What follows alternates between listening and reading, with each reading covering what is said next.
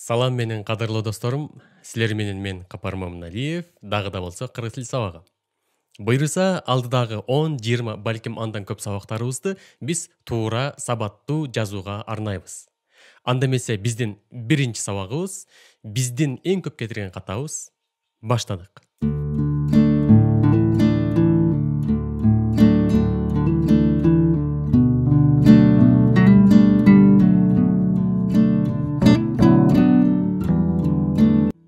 Социалдык желелерде, кат алмашуу платформаларында, жөн гана баракка жазууда, кыскасы айтор жазуунун бардык түрүндө биздин эң көп кетирген катабыз бул сөздүн негизине, уңгусуна, сөз өзгөртүүчү жана форма жасоочу мүчөлөрдүн жалганышынан келип чыгат.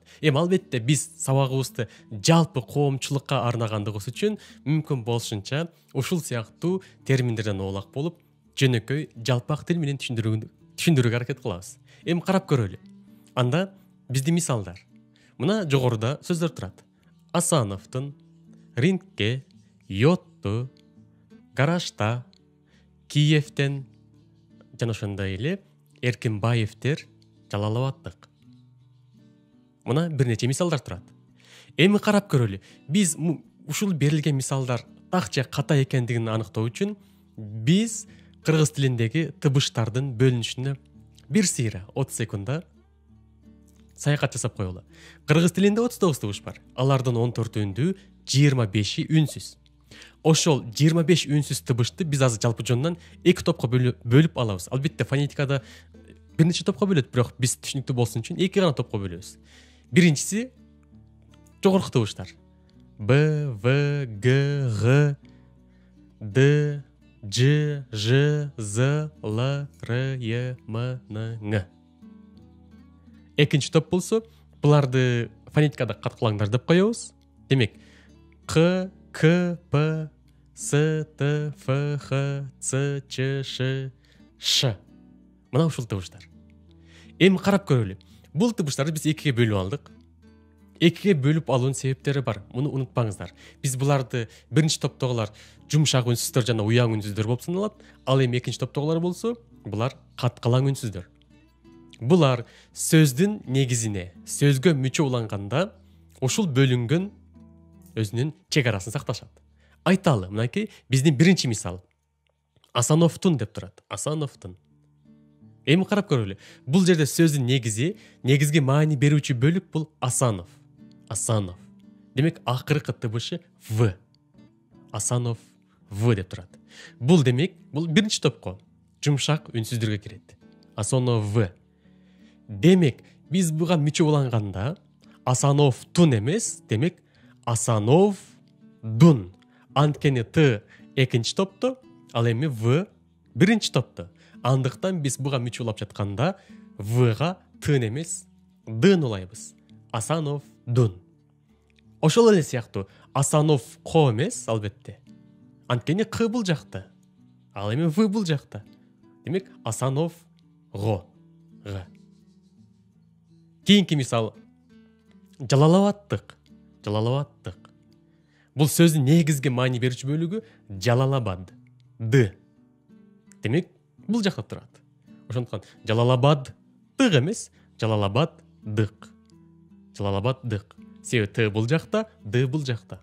Эч нерседен коркпоңуздар. Эки Д катарынан келе берсе эч нерсе болбойт. Бул кыргыз тилинин туура жазуу эрежесинде ката болуп саналбайт.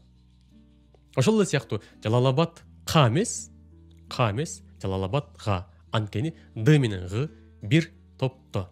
Булар бул жака кошулбайт. Андан кийинкиси ринг. Рингке. Демек, акыркы тыбышы Г бул жак. Ал эми ага уланган мүчө дагы Г менен башталыш керек. Анткени К бул жакта, Г бул жакта. Демек, рингге. Рингге. Так айтам, коркпойбуз. Эки Г тыбышы катарынан келе берсе болот. Гараж та. Гараж Т эмес, демек Ж бул жакта, Т бул жакта кошулбайт. Андыктан гараж Д, гараж да, гараж Га. Анткени Ж менен Г, Д булар бир топто. Ошол эле сыяктуу йод. Йод. Йод ту эмес, анткени Т бул жакта, ал эми Д бул жакта. Экөө бири-бирине кошулбайт. ошондуктан йод ду, йод ду, йод го, йод до. Демек кийинкиси болсо Эркинбаев тер. Туура эмеспи? Демек өзүңүздөр байкап көрдүңүздөр, Т бул жакта, В бул жакта, андыктан бул туура эмес. Туура болуш үчүн Эркинбаев дер. В менен Д бир жакта, Т бул жакта. Демек ушул негизги эрежени сактап калыңыздар. Бул тыбыштарга сөзгө мүчөлөнгөндө кошулбайт. Такыр кошулбайт. Албетте, кыргыз тилинде орфография менен орфоэпия экөө бири-бирине карама-каршы келет. Биз ооз-эки сүйлөп жатканда, маселен, Эркинбаевтер дейбиз. Эркинбаевдер деп айтылбайт да. Ошого карап, биз ооз-эки кантип айткан болсок, жазганда да ошентип жазып коебуз дагы, негизинде катачылыкка келип жол беребиз. Маселен, рингке деп коебуз. Бул жерде акыркы ринг деген Q сыяктуу айтылат дагы, жыйынтыгында рингке деп эки менен эки Q туушун берип коебуз.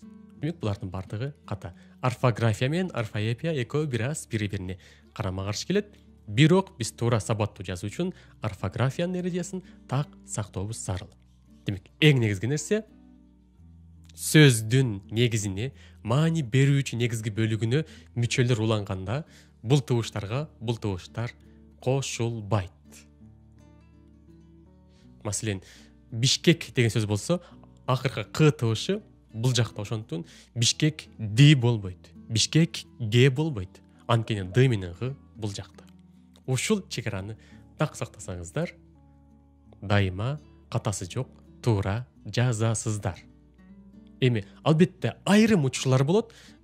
Бул нерсе бири-бирине баш ийбеген учурлар болот. Бирок эми ал такыр башка маселе. Дээрлик басымдуу бөлүгү дал ушул эреже сакталат. Демек, ушуну менен биздин биринчи сабак аяктады. Кийинки сабакка чейин сак, саламат болуңуздар.